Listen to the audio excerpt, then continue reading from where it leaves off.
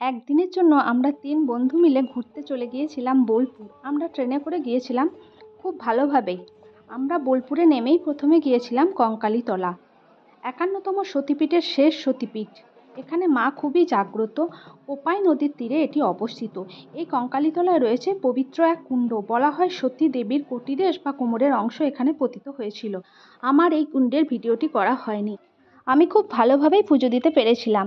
তারপরে সেখান থেকে চলে গিয়েছিলাম সোনাঝুরির হাটে। তারপর আমরা এই হাটটা ঘুরেছিলাম। সময়ের অভাবে আমরা পুরোটা ঘুরতে পারিনি। যেটুকু ঘুরেছি সেটুকুই ভিডিওতে তুলে ধরার চেষ্টা করেছি। এই হাটটা অনেকটাই বড়। এখানে অনেক দোকান বসেছিল, বিভিন্ন রকমের দোকান ছিল। ঘুরে ঘুরে একটু দেখছিলাম দোকানের জিনিসপত্র এবং কিনেছিলাম অল্প কিছু জিনিস।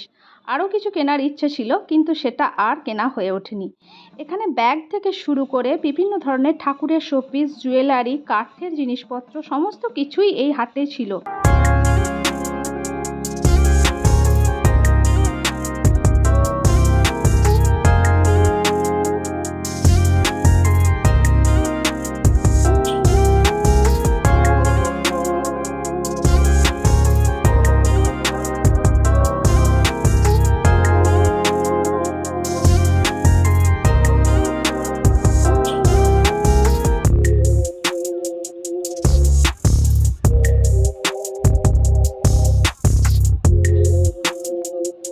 এই হাট থেকে ঘুরে আমরা চলে গিয়েছিলাম স্টেশনে বাড়ি ফেরার উদ্দেশ্যে।